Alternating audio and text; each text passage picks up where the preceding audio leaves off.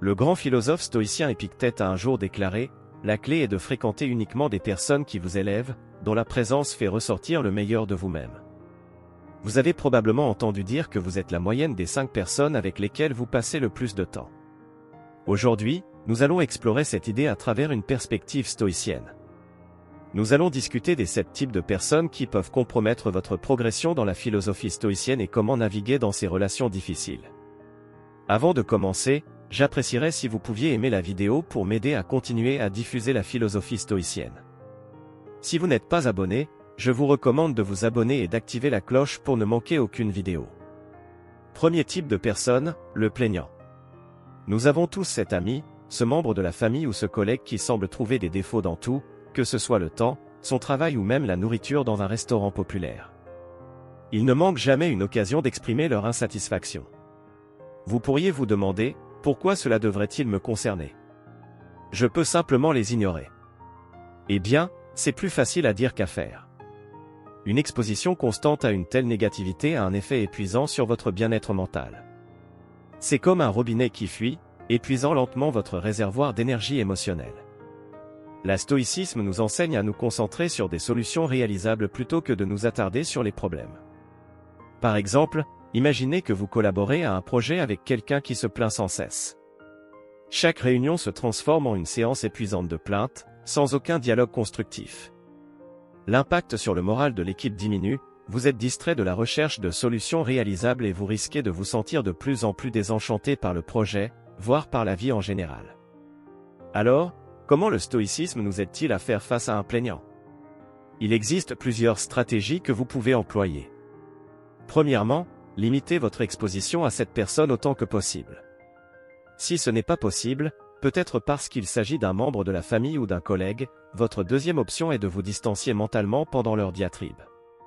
Pensez à leur plainte comme à une tempête passagère, bruyante et perturbante mais finalement temporaire et impuissante contre la montagne inébranlable qu'est votre propre tranquillité intérieure. Votre troisième option est de diriger la conversation vers des solutions ou de changer de sujet pour quelque chose de plus constructif. Pour citer Marc Aurèle, tu as le pouvoir sur ton esprit, pas sur les événements extérieurs.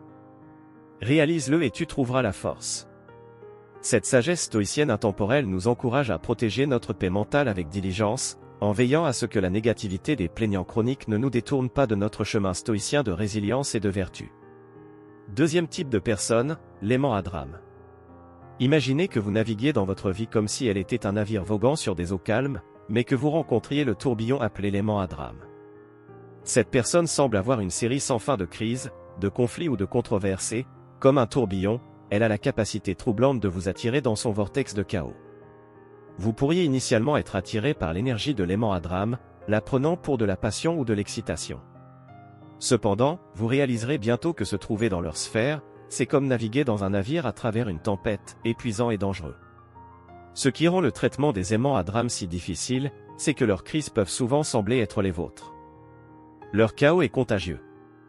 Vous pourriez même vous retrouver mêlé à des conflits auxquels vous n'aviez pas initialement participé. Prenons un exemple pratique, vous avez un ami qui a souvent des disputes avec d'autres personnes de votre cercle social.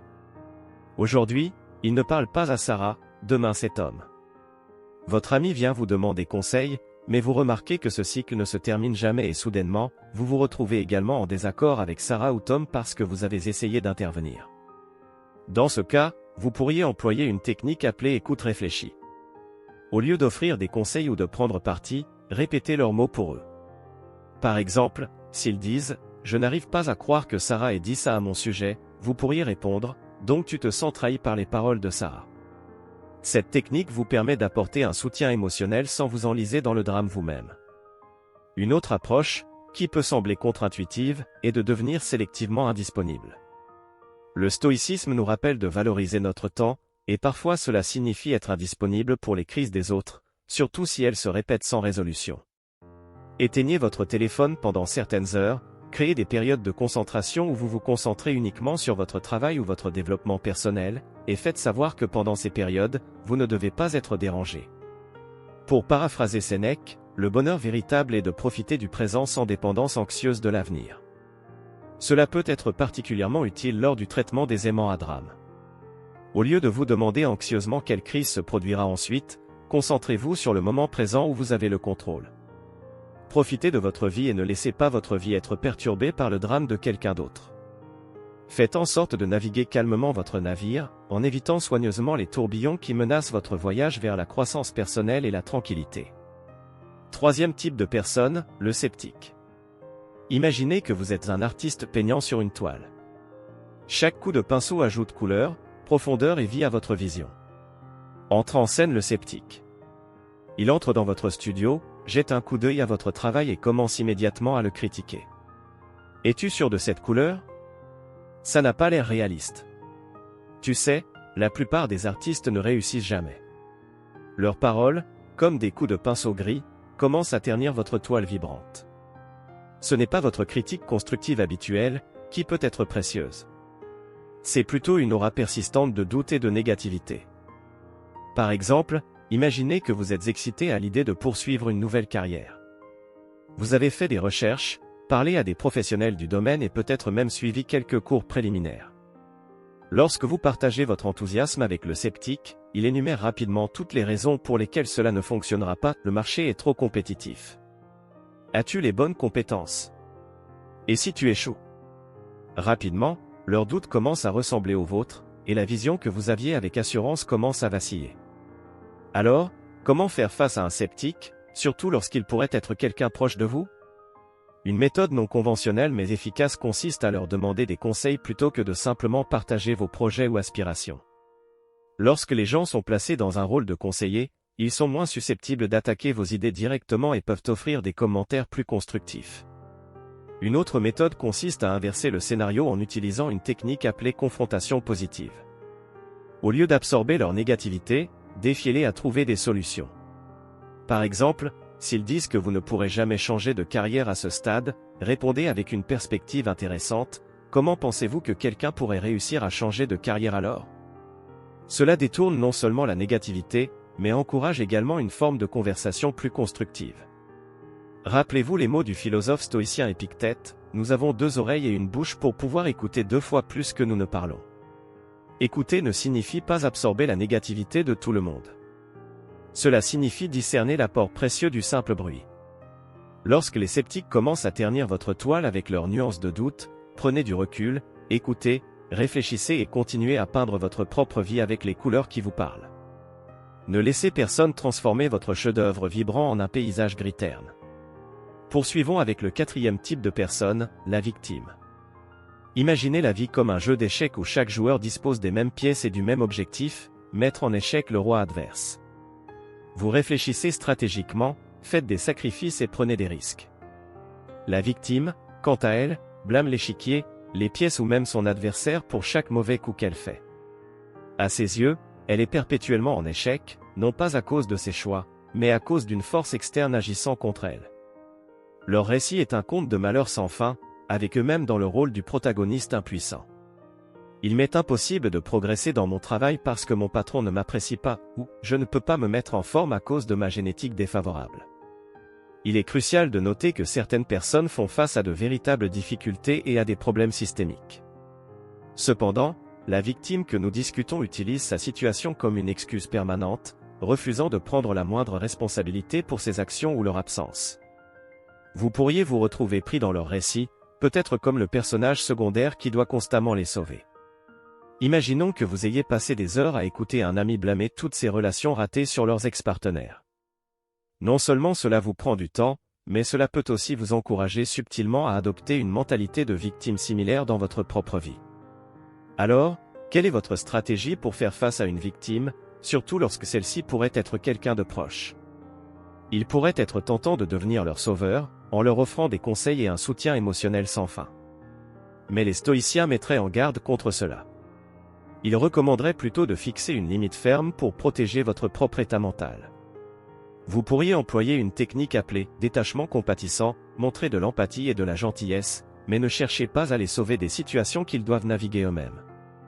Offrez-leur une oreille attentive, mais abstenez-vous de devenir leur résolveur de problèmes perpétuels.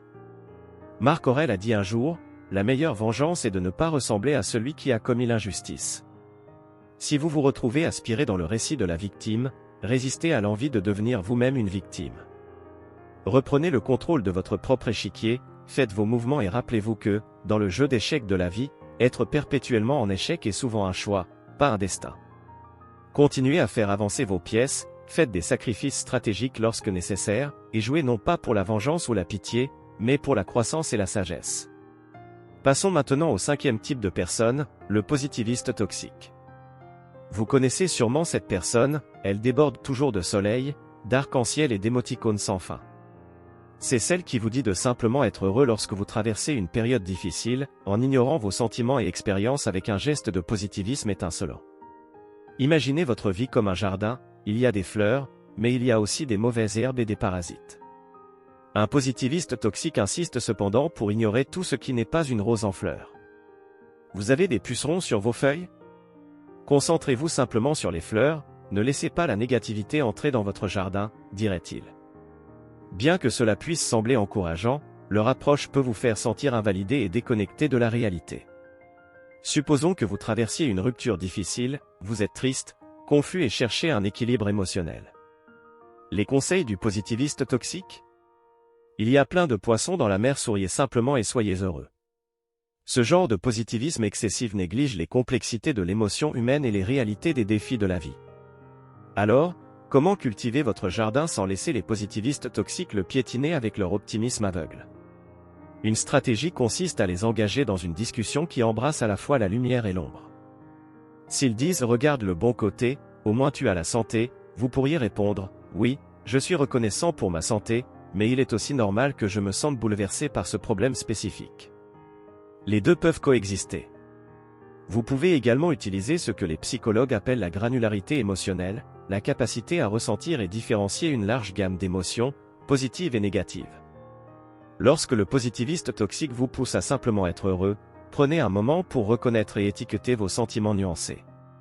Je me sens un peu mélancolique aujourd'hui à cause de X et c'est normal, peut être une affirmation libératrice. En référence à la pensée stoïcienne, Sénèque a dit un jour, le bonheur véritable est de comprendre nos devoirs envers Dieu et l'homme, de profiter du présent sans dépendance anxieuse du futur.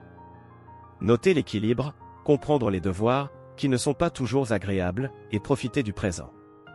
Une approche stoïcienne ne consiste pas à se concentrer uniquement sur le positif ou le négatif, mais à embrasser la complexité de la vie avec équanimité. La prochaine fois que le positiviste toxique jettera sa confetti sur votre jardin soigneusement entretenu, prenez du recul. Souvenez-vous qu'un jardin a besoin à la fois de soleil et de pluie pour s'épanouir. Embrassez votre spectre émotionnel complet et continuez à cultiver votre jardin avec la richesse et la complexité qu'il mérite. Passons au 6e type de personne, le manipulateur. Imaginez votre vie comme un scénario de film. Vous êtes le personnage principal et vous avez une idée de la façon dont votre histoire devrait se dérouler, avec ses rebondissements, ses alliés et ses mentors, et le dénouement final. Entre en scène le manipulateur, ce producteur de l'ombre qui réécrit subtilement votre scénario sans que vous vous en rendiez compte, jusqu'au jour où vous découvrez que votre histoire a dévié de sa trajectoire. Le manipulateur excelle dans l'art de la manœuvre émotionnelle ou psychologique. Il peut utiliser la flatterie, les culpabilités ou même la tromperie pour vous diriger dans une direction qui lui est bénéfique. Vous pourriez avoir un ami qui réussit toujours à vous faire payer le dîner en disant quelque chose comme « Tu sais, j'ai eu un mois difficile et tu es tellement prospère que ça ne te dérangerait pas beaucoup, mais ça égayerait ma journée. » Avec le temps, vous vous rendez compte que votre générosité a été exploitée, mais les confronter est inconfortable car ils ont présenté cela comme un service à un ami dans le besoin. Gérer un manipulateur peut être une affaire délicate. Une méthode pour contrer leur tactique est ce que certains experts appellent le brouillard.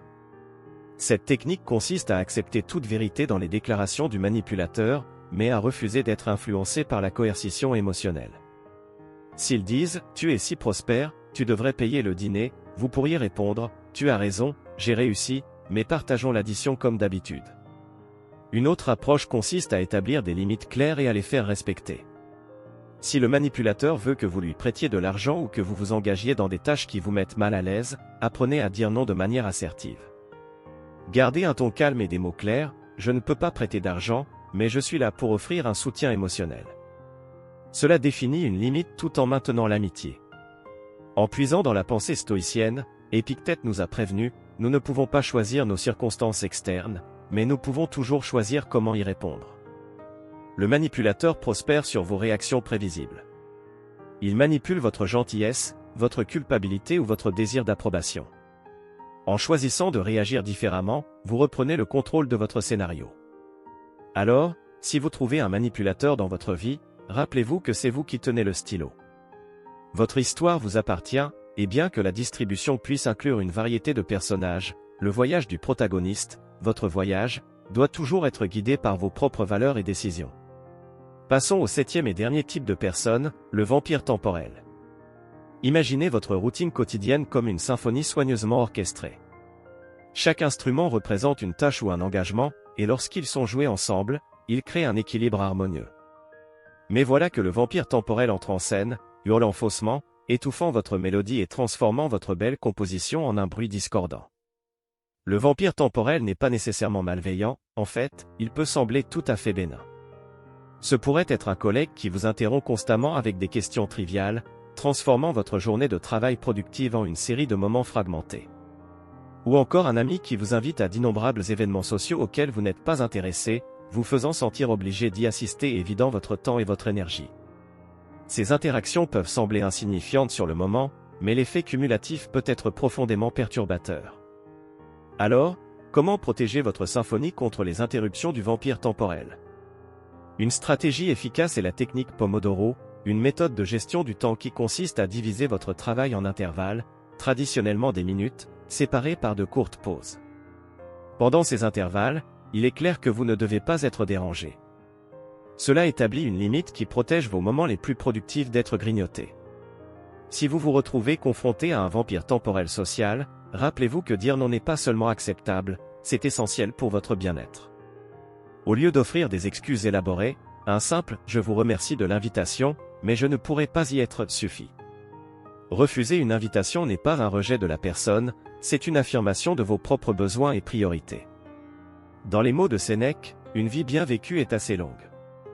Le stoïcisme nous enseigne que le temps est l'une de nos ressources les plus précieuses, et qu'il doit être alloué avec sagesse. C'est la toile sur laquelle nous peignons le portrait de nos vies, et nous devrions être très sélectifs quant à qui et à quoi mérite un coup de pinceau.